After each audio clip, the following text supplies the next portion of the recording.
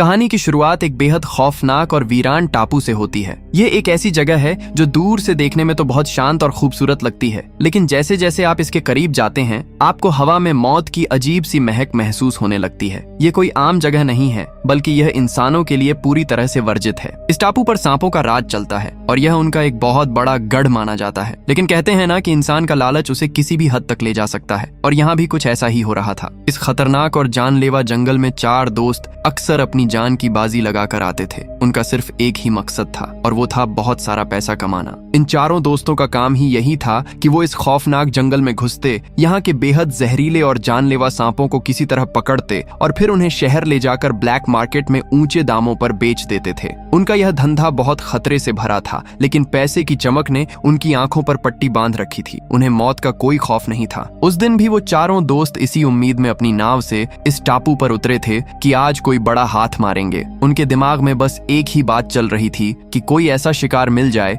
जिससे उनकी जिंदगी रातों रात बदल जाए। उन्होंने अपने साथ लाए एक मुर्गे को लिया और उसकी टांग में एक बहुत ही मजबूत रस्सी अच्छी तरह से बांध दी। काफी देर तक वहां एकदम सन्नाटा छाया रहा। चारों दोस्त अपनी सांसें रोके उस रस्सी को टकटकी लगाए देख रहे थे। न कोई हलचल हो रही थी, न कोई आवाज आ रही थी। माहौल इतना तनावपूर्ण था कि उनके माथे से पसीना टपक रहा था। सैनथियाओं ने तुरंत चिल्लाकर अपने बाकी साथियों को इशारा किया और पूरी ताकत लगाकर रस्सी को अपनी तरफ खींचने लगा। लेकिन तभी अचानक रस्सी बीच से ही टूट गई। रस्सी टूटते ही सैनथियाओं के चेहरे से वो पैसे वाली मुस्कान अचानक गायब हो गई। उसने अपने साथियों, खासकर अरबिंग और बामियान से कहा कि वो एकदम तैयार रहें। उसने हिदायत दी कि जैसे ही वो इशारा करे सब मिलकर उसे फौरन बाहर खींच लें। सुरंग के अंदर का नजारा किसी बुरे सपने से कम डरावना नहीं था। सैनथियाओ धीरे धीरे और संभल कर आगे बढ़ा। जब उसकी नजर सामने पड़ी तो उसकी रूह कांप गई। वहां सच में एक विशालकाय सांप कुंडली मारे बैठा था। सैनथियाओ ने अपनी फुर्ती दिखाई और झट से उस सांप को पकड़ भी लिया। लेकिन तभी उसे इस बात का एहसास हुआ कि यह सुरंग कोई छोटी मोटी गुफा नहीं है। अचानक उसे लगा कि वो बहुत बुरी तरह फंस गया है। घबराहट में उसने जोर से चिल्लाकर बाहर खड़े अपने साथियों को इशारा किया कि उसे तुरंत बाहर खींचो। मदद करने के बजाय अरबिंग जोर जोर से हंसने लगा और रस्सी खींचने की जगह मजाक उड़ाने लगा। लेकिन उसका यह बचकाना मजाक तब असली खौफ में बदल गया जब सुरंग के अंदर से सैनथियाओं की चीखें सच में दर्द और भयानक डर से भर गईं। उन्होंने एक साथ मिलकर पूरी ताकत से रस्सी खींचनी शुरू की, लेकिन तब तक बहुत देर हो चुकी थी। लेकिन अगले ही पल एक और सांप ने अरबिंग के हाथ को बुरी तरह जकड़ लिया। इस नजारे से वो सब अंदर तक डर गए। सुरंग के अंदर से अब जो अजीब और भयानक आवाजें आ रही थीं, वो किसी आम सांप की तो बिल्कुल नहीं थीं। ऐसा लग रहा था जैसे कोई बहुत बड़ा दैत्य वहां जाग गया हो। वो अच्छी तरह समझ चुके थे कि अगर वो एक पल भी और उस मनहूस जगह पर रुके तो जिंदा वापस नहीं जा पाएंगे। रात का वक्त था और ऊपर से मूसलाधार बारिश भी शुरू हो गई थी। अरबिंग एक कोने में बैठा बुरी तरह कांप रहा था। वो अंदर ही अंदर पूरी तरह टूट चुका था। उसे लग रहा था कि उसकी लापरवाही और उस बेवकूफी भरे मजाक की वजह से ही उसके दोस्त सैनथियाओ की जान गई है। बाकी दोस्त भी उस पर बहुत गुस्से में थे और नाव में एक तीखी बहस शुरू हो गई। वो अभी ठीक से संभल भी नहीं पाए थे कि नाव को एक और बहुत जबरदस्त झटका लगा। बामियान घबराकर नाव की छत पर चढ़ा और जल्दी से सर्च लाइट चालू करके पानी में रोशनी फेंकने लगा। वो डाबिंग को ढूंढने की कोशिश कर रहा था। उधर अरबिंग ने अपनी गलती सुधारने की कोशिश की। उसने तुरंत एक रस्सी से बंधा हुआ टायर पानी में फेंका ताकि डाबिंग उसे पकड़कर ऊपर आ सके। लेकिन तभी अरबिंग की नजर बामियान के ठीक पीछे गई। बिजली की तेज चमक में उसने देखा कि बामियान के ठीक पीछे एक विशालकाय सांप का सिर पानी से ऊपर उठा हुआ है। उसी सांप ने नीचे से डाबिंग पर जानलेवा हमला कर दिया। डाबिंग को संभलने का एक मौका तक नहीं मिला और वो विशाल जबड़ा उसे पानी के अंदर खींच ले गया। अपने दोस्त को इस तरह बेरहमी से मरता देख अरबिंग से रहा नहीं गया। लेकिन वो सांप कोई आम जानवर नहीं था। वो बेहद चालाक और फुर्तीला था। मौत का यह खौफनाक नाच अपनी आंखों के सामने देखकर बामियान की सारी हिम्मत जवाब दे गई थी। तभी बामियान की नजर नाव के फर्श पर पड़े कुछ अजीब से गोल चीजों पर गई। वो और कुछ नहीं बल्कि उस सांप के अंडे थे। अब बामियान को समझ आया कि वो मौत उनके पीछे क्यों पड़ी थी। वो सांप उनका शिकार करने नहीं बल्कि अपने बच्चों को वापस लेने के लिए आया था। उसने एक जोरदार फुफकार मारी और बामियान पर झपट पड़ा। अगले ही पल नाव पर सिर्फ सन्नाटा और बारिश की डरावनी आवाज रह गई। कहानी यहाँ से कुछ दिनों आगे बढ़ती है। सीन बदलता है और हम शहर की एक व्यस्त और भीड़ भाड़ वाली गली में पहुंचते हैं। एक औरत बहुत घबराई हुई हालत में एक आदमी को अपने घर की तरफ लेकर जा रही थी। उस आदमी का नाम था शेन। शेन देखने में बहुत साधारण लगता था, लेकिन वो एक बेहतरीन और निडर स्नेक रेस्क्यूअर था। उस औरत के घर में एक खतरनाक जहरीला सांप घुस आया था, जिससे पूरा परिवार दहशत में था। शेन ने जैसे ही घर के अंदर कदम रखा, उसकी नजर एक टेबल पर रखे कुछ सांप के अंडों पर पड़ी। उसने उस औरत से तुरंत पूछा, यह अंडे यहाँ कैसे आए? औरत ने डरते हुए बताया कि उसका पति जंगल में घूमने गया था और वहां से ये अंडे उठा लाया था। उसने बहुत गंभीरता से कहा, मैडम, वो सांप अपने आप यहाँ नहीं आया है। वो इन अंडों की गंध सूंघते हुए आपके घर तक पहुंचा है। तभी ऊपर के कमरे से किसी भारी चीज के गिरने की जोरदार आवाज आई। शेन बिना एक पल गंवाए तुरंत सीढ़ियां चढ़कर ऊपर गया। कमरे के एक कोने में वो औरत का पति और उसका छोटा बच्चा एक दूसरे से चिपक कर डरे हुए बैठे थे और उनके ठीक सामने एक विशाल कोबरा अपना फन फैलाए खड़ा था। सांप बहुत गुस्से में था। शेन ने बहुत ही शांति और समझदारी से काम लिया। शेन अपना काम खत्म करके घर से बाहर निकला ही था कि उसका दोस्त माफिन दौड़ता हुआ उसके पास आया। माफिन की सांस बुरी तरह फूली हुई थी। लाश की हालत बहुत बुरी और डरावनी थी, लेकिन शेन की तेज नजर लाश पर बने गहरे जख्मों पर टिक गई। वो तुरंत वहां से निकला और सीधा वाइल्ड लाइफ प्रोटेक्शन एसोसिएशन के हेड ऑफिस जा पहुंचा। और दुनिया में इतना बड़ा सांप सिर्फ एक ही प्रजाति का हो सकता है, टाइटन पाइथन, और ये सांप सिर्फ स्नेक आइलैंड पर ही पाए जाते हैं। शेन का मानना था कि यह खतरा अब बाहर आ चुका है और सरकार को तुरंत उस आइलैंड को नेचर रिजर्व घोषित करके वहां लोगों का जाना पूरी तरह से बंद कर देना चाहिए। लेकिन वहीं बैठी एनवायरमेंट डिपार्टमेंट की एक सीनियर ऑफिसर, जिसका नाम जाओ था, उसने शेन की बात को सिरे से खारिज कर दिया। शेन को उसकी बात पर गुस्सा तो बहुत आया, लेकिन उसने बहस करने के बजाय अपना सबूत दिखाना ज्यादा बेहतर समझा। उसने अपनी जेब से एक मेमोरी कार्ड निकाला जो बामियान के टूटे हुए कैमरा से रिकवर हुआ था। उसने उसे तुरंत प्रोजेक्टर पर चलाया। स्क्रीन पर वो आखिरी वीडियो प्ले हुआ जो बामियान ने अपनी खौफनाक मौत से ठीक पहले रिकॉर्ड किया था। उस धुंधली वीडियो में बारिश और अंधेरे के बीच एक विशालकाय सांप टाइटन पाइथन साफ दिखाई दे रहा था। वो वीडियो खत्म होते ही पूरे कॉन्फ्रेंस रूम में एकदम सन्नाटा छा गया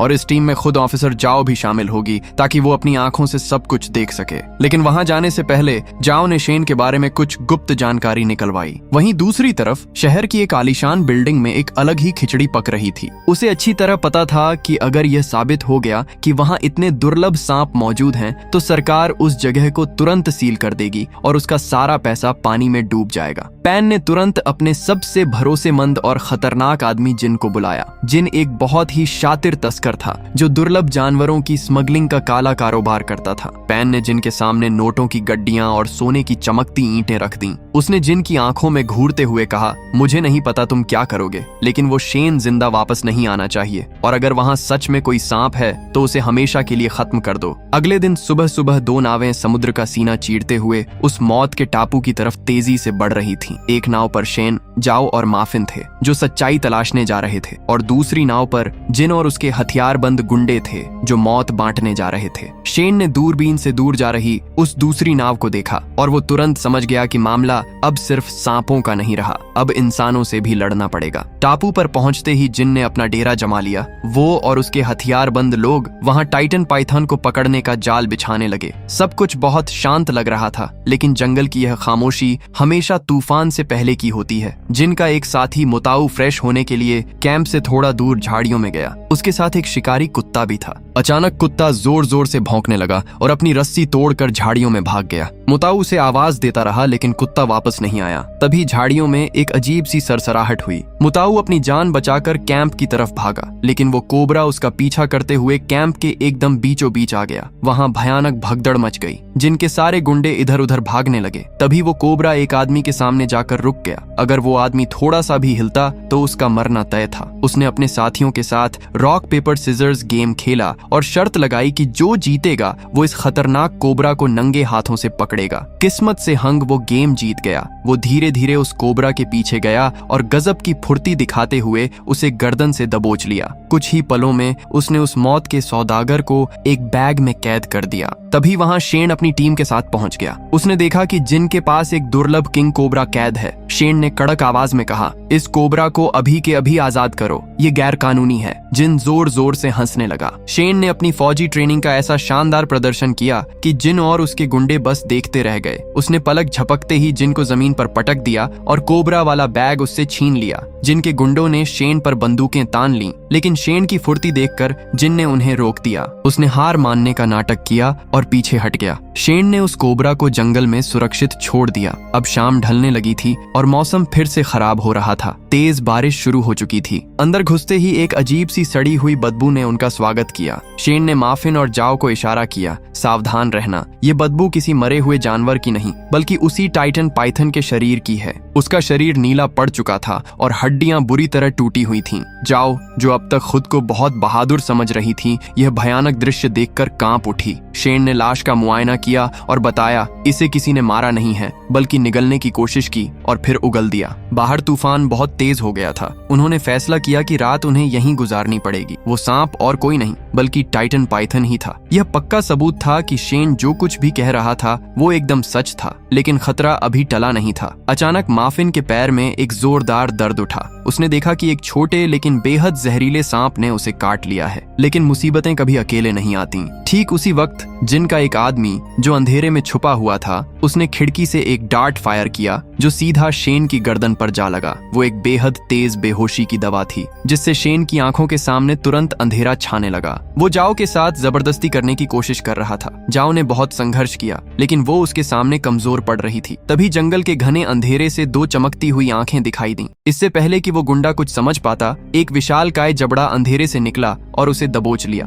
जाओ की किस्मत अच्छी थी कि वो बाल बाल बच गई। वो बदहवास होकर वापस कॉटेज में भागी। अंदर शेन अपनी बेहोशी से लड़ रहा था। उसने कांपते हाथों से जाओ को इशारा किया कि एंटीडोट कहाँ रखा है। जाओ ने समझदारी दिखाई और तुरंत शेन और माफिन दोनों को वो इंजेक्शन लगा दिया। धीरे धीरे उनकी हालत सुधरने लगी। वो रात किसी तरह कटी, लेकिन सबको अच्छी तरह पता था कि असली खतरा अभी बाकी है। अगली सुबह बारिश रुक चुकी थी। तीनों जंगल में सबूत ढूंढने निकले। थोड़ा आगे जाने पर उन्हें एक पेड़ पर सांप की विशाल केंचुली लटकी हुई मिली। वो इतनी बड़ी थी कि उसे देखकर जाओ की आंखें फटी की फटी रह गईं। लेकिन तभी उन्हें किसी के कराहने की आवाज आई। पास ही झाड़ियों में जिनका भाई योंग बुरी तरह घायल पड़ा था। कुछ देर में योंग को होश आ गया। होश में आते ही उसने बताया कि उस पर हमला शेन ने नहीं बल्कि उस पाइथन ने किया था। यह सुनकर वहां पहुंचे जिनका रवैया थोड़ा सा बदला। शायद उसे अपने भाई के बचने की खुशी थी या शायद यह उसकी कोई नई चाल थी। उसने शेन से कहा, तुमने मेरे भाई को बचाया, बदले में तुम्हें जो चाहिए मांग लो, मैं तुम्हें बहुत सारा सोना दे सकता हूँ। शेन ने सोने की तरफ देखा भी नहीं। उसने कहा, मुझे तुम्हारा सोना नहीं चाहिए, अगर देना ही है तो अपनी एक गाड़ी दे दो ताकि हम यहाँ से तुरंत निकल सकें और इस टापू को हमेशा के लिए छोड़ दो। जिन मान गया और उसने उन्हें एक जीप दे दी। शेन, जाओ और माफिन गाड़ी में बैठकर वहां से निकल पड़े। रास्ते में जाओ ने एक नई चिंता जाहिर की। उसने कहा, शेन, हमें सिर्फ इस केंचुली से काम नहीं चलेगा। अगर हमें सरकार को यकीन दिलाना है तो हमें उस पाइथन का एक अंडा अपने साथ ले जाना होगा। वही हमारा सबसे बड़ा सबूत होगा। शेन ने उसे समझाया, देखो जाओ, मेरा मकसद यहाँ से सबूत ले जाना नहीं बल्कि इन सांपों को बचाना है। तभी अचानक ब्रेक की जोरदार आवाज आई। गाड़ी के ठीक सामने से टाइटन पाइथन गुजर रहा था। वो इतना विशाल था कि उसका शरीर खत्म होने का नाम ही नहीं ले रहा था। सामने से जिनके गुंडों ने उनकी गाड़ी का रास्ता रोक लिया। खोंग नाम का गुंडा, जिसे लगता था कि उसके भाई की मौत शेन की वजह से हुई है, उसने हमला कर दिया। वहाँ एक जबरदस्त लड़ाई हुई। वो चुपके से निकलकर पाइथन की गुफा तक पहुंच गई। वहाँ उसने देखा कि पाइथन बाहर है और गुफा के अंदर ढेरों अंडे रखे हैं। उसे लगा यही सबसे सही मौका है। उसने रस्सी के सहारे नीचे उतरकर एक अंडा अपने बैग में रख लिया, लेकिन तभी उसका पैर किसी ने पकड़ लिया। ये वही गुंडा था जिसे पाइथन ने रात में उठाया था। वो किसी तरह से जिंदा बच गया था, लेकिन अब वो पूरी तरह पागल हो चुका था। वो चिल्लाया, मैं तो मरूंगा, तुझे भी अपने साथ ले जाऊंगा। जाओ ने घबराहट में अपनी जेब से सांप के जहर की एक शीशी निकाली और उसकी आंखों में फोड़ दी। वो दर्द से बिलबिला उठा और उसका हाथ एक अंडे पर जा लगा। कड़क की आवाज के साथ वो अंडा टूट गया और यह आवाज बाहर खड़ी पाइथन के कानों तक पहुंच गई, जिससे वो आंधी की तरह गुफा में लौटी और उसने उस पागल गुंडे को वहीं कुचल कर मार डाला। लेकिन जाओ किसी तरह अपनी जान बचाकर वहां से भाग गई। जंगल के रास्ते पर उसे शेन और माफिन मिल गए। तीनों गाड़ी में बैठकर भागने लगे, लेकिन पाइथन अब शांत नहीं होने वाली थी। वो उनका पीछा कर रही थी। गाड़ी के अंदर शेन को शक हुआ तो उसने जाओ का बैग चेक किया तो उसमें अंडा मिल गया, जिससे शेन गुस्से से आग बबूला हो गया। आगे जाकर वो गाड़ी से कूद गई, लेकिन वो ज्यादा दूर नहीं जा पाई। जिन और उसके आदमियों ने उसे घेर लिया। जिन ने शेन और माफिन को भी पकड़ लिया। अब जिन का असली पागलपन सामने आया। उसने शेन और माफिन को एक लोहे के कंटेनर में बंद कर दिया और ऊपर से बाल्टी भरकर जानवरों का खून डाल दिया। खून की महक पाकर पाइथन वहां आ पहुंची। मौत उनके दरवाजे पर थी, लेकिन शेन ने हिम्मत नहीं हारी। उसने कंटेनर के अंदर अपनी रस्सियां खोल ली। उधर जाओ को अपनी गलती का एहसास हो गया था। उसने देखा कि जिन का ध्यान भटका हुआ है। उसने एक भारी पत्थर उठाया और जिन के सिर पर दे मारा। दरवाजा खुलते ही शेन और माफिन बाहर कूदे। तभी पाइथन ने उन पर हमला बोल दिया था और जिनके आदमी गाजर मूली की तरह मारे जा रहे थे। जिनका भाई योंग भी उसी पाइथन का शिकार बन गया।